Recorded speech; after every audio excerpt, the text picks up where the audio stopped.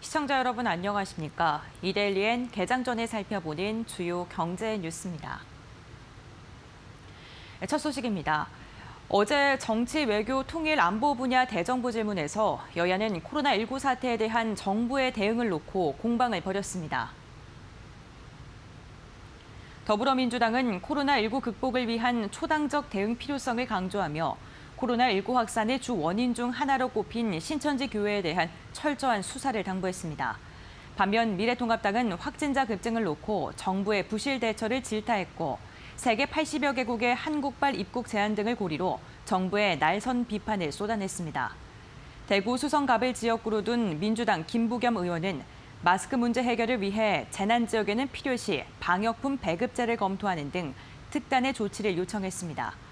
한편 국회는 오늘 본회의를 열고 홍남기 경제부총리 겸 기획재정부 장관 등 국무위원들을 상대로 경제 분야 대정부 질문을 진행합니다. 지난달 주요 은행의 개인 신용대출 잔액이 이례적으로 1조 원 증가했습니다. 업계에 따르면 KB국민, 신한, 우리하나, NH농협은행의 2월 주택담보대출 잔액은 439조 5,901억 원으로 한 달 전보다 9,563억 원 늘었습니다. 증가액이 1조 원을 밑돈 것은 2018년 1월 이후 2년 1개월 만으로 연이은 부동산 대출 규제 강화로 주택담보대출 시장이 위축됐기 때문입니다. 이렇게 정부의 부동산 시장 대출 규제로 전세자금 대출이 막히자 신용대출은 늘어났습니다. 지난달 5대 은행의 개인 신용대출 잔액은 1월보다 1조 1,925억 원 증가했습니다. 증가액이 다른 달과 비교해서 크다고 할 수는 없지만 연말정산 환급 등 여윳돈이 생겨 신용대출이 감소해왔던 시기인 만큼 이례적이었습니다.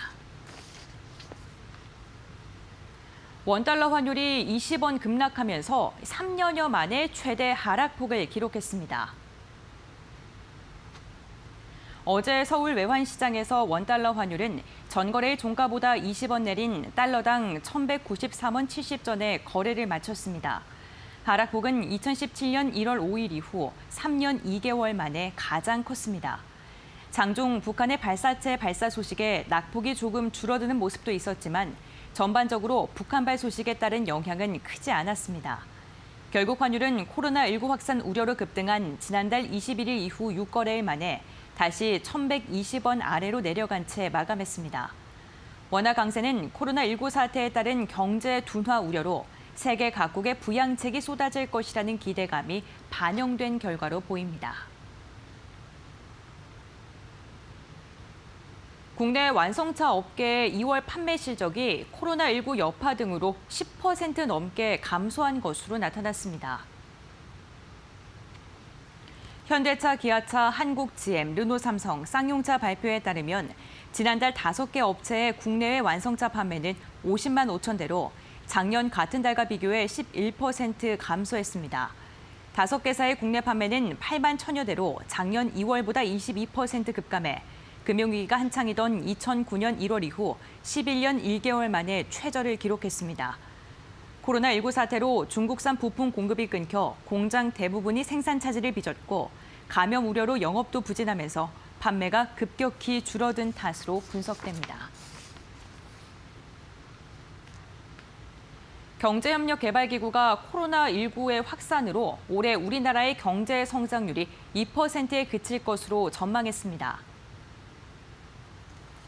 OECD는 중간 경제 전망을 통해 한국의 GDP 성장률을 작년 11월에 제시했던 2.3%보다 0.3%포인트 낮은 2%로 제시했고 내년 성장률은 11월 전망과 동일한 2.3%를 유지했습니다.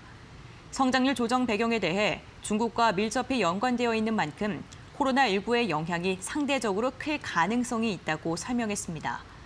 세계 각국의 성장률도 줄줄이 하향 조정해 중국의 성장률이 4.9%에 그칠 것으로 내다봤고 일본은 0.6에서 0.2%로 낮췄으며 미국은 2%에서 소폭 내린 1.9%로 조정했습니다.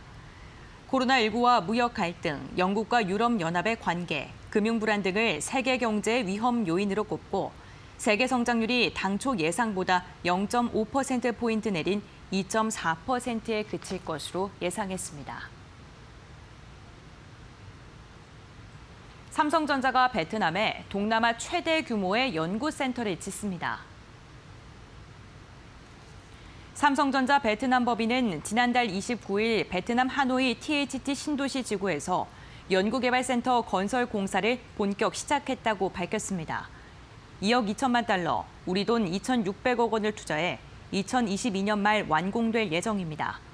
전체 면적 7만 9천여 제곱미터, 지상 16층에서 지하 3층의 규모로 삼성전자의 R&D 센터 가운데 동남아시아에서는 가장 큰 규모입니다.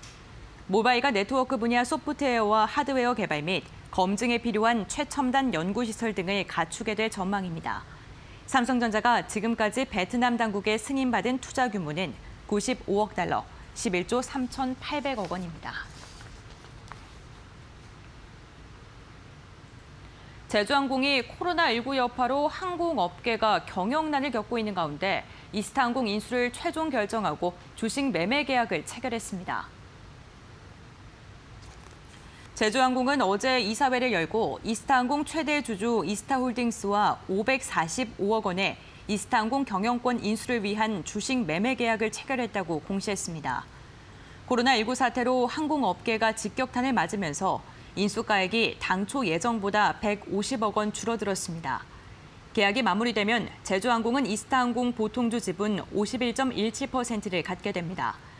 제주항공은 인수 대금 가운데 이행 보증금 115억 원을 제외한 나머지는 다음 달 29일 납입할 예정입니다. 이번 인수로 노선 활용의 유연성 확보, 규모의 경제를 활용한 원가 절감 등이 본격화될 것으로 보입니다. 이어서 이 시각 간추린 뉴스입니다. 뉴욕 주요 지수는 코로나19 충격에 대응한 주요국 중앙은행들의 공동 경기 부양 기대로 폭등했습니다.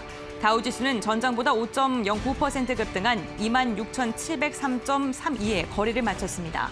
11년 만에 가장 큰 하루 상승률입니다. S&P 500 지수와 나스닥도 4% 이상 상승하며 장을 마감했습니다. 리그 오브 레전드로 세계적 명성을 얻은 게임 회사 라이엇 게임즈가 독자적 지식 재산의 신작 게임을 출시합니다. 회사는 신작 1인칭 슈팅 게임 발로란트의 이름을 전 세계에 공개하고 올 여름쯤 공식 출시할 계획이라고 밝혔습니다. 강경화 외교부 장관은 어제 시진핑 중국 국가주석의 방한과 관련해 상반기 중이라는 합의가 유효하다고 생각한다며 물론 구체적인 일자를 조정하거나 하는 상황은 아니라고 밝혔습니다. 이재용 소카 대표가 승차 공유 서비스 타다에서 얻은 이익을 모두 사회에 환원하겠다고 밝혔습니다.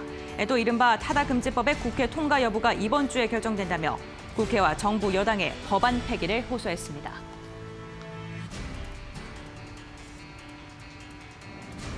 이데일리엔 개장 전에 살펴보는 주요 경제 뉴스 함께 확인해봤습니다.